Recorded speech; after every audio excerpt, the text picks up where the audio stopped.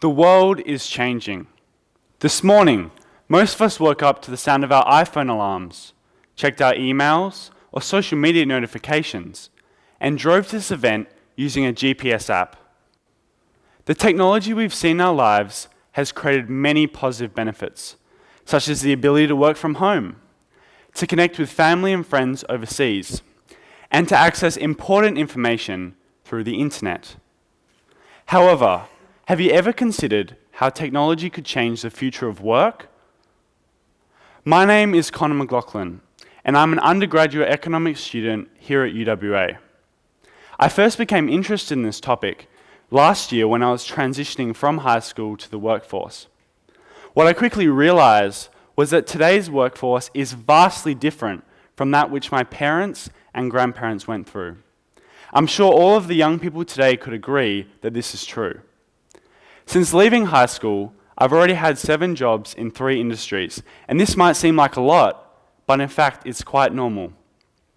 Young people today are expected to work in 17 jobs across 5 industries. If I compare this to the working life of my uncle, who's been an engineer for the past 25 years, and my grandmother, who's always worked as a secretary, this is very different. So, what is causing this dramatic change? Well, it really comes down to 2 factors, and that is technology and automation.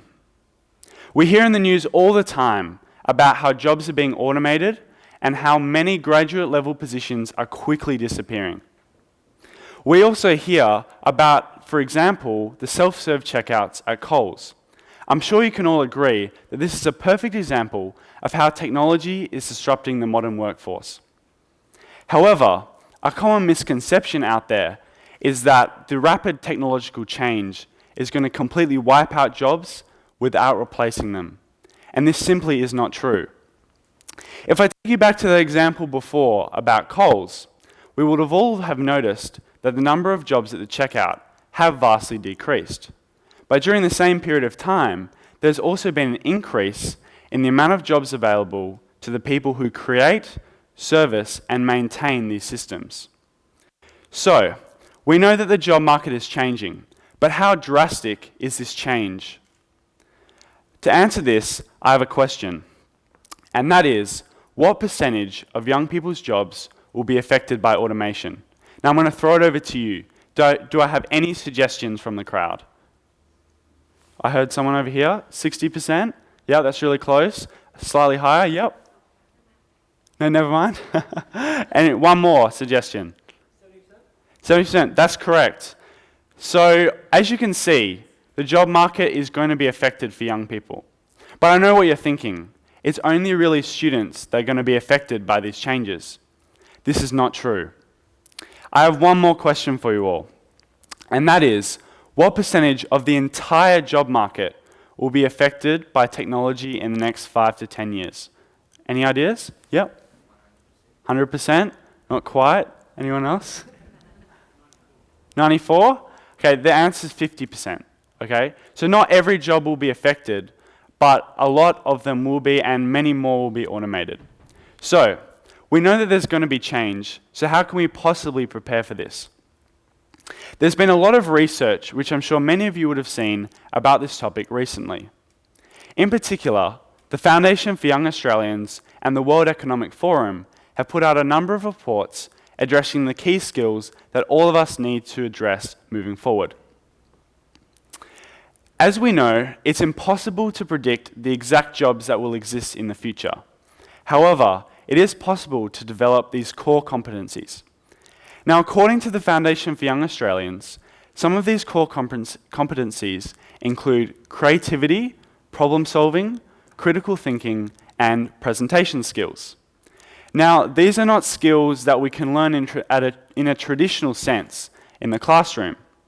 If we consider how we've learned information for a long time, we often have a lecture-style learning, followed by making notes about the topic, and then being examined on this information.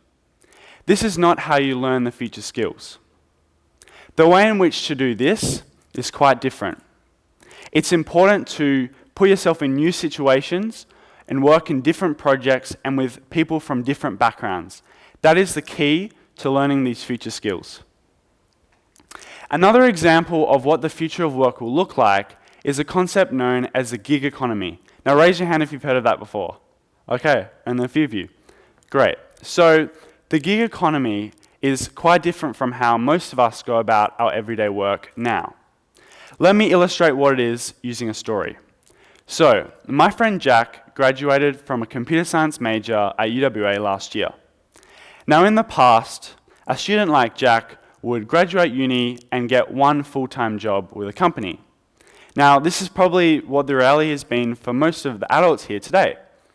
The difference for him is that rather than having one full-time job, he actually has a number of part-time, short-term project work with many different stakeholders or clients. For example, on a Monday or Tuesday, he might be working on a website design for a client, and throughout the rest of the week, he could be working on his own startup business or in a team with other young entrepreneurs. So as we can see, the future is very different in terms of the flexibility of work.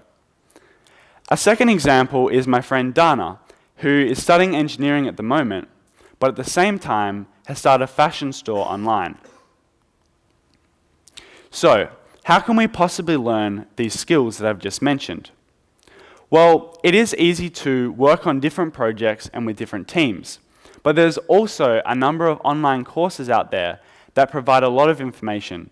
Google, for example, provides such courses, so does the World Economic Forum. As you can see, the core skills required in 2020 are quite different from those in 2015.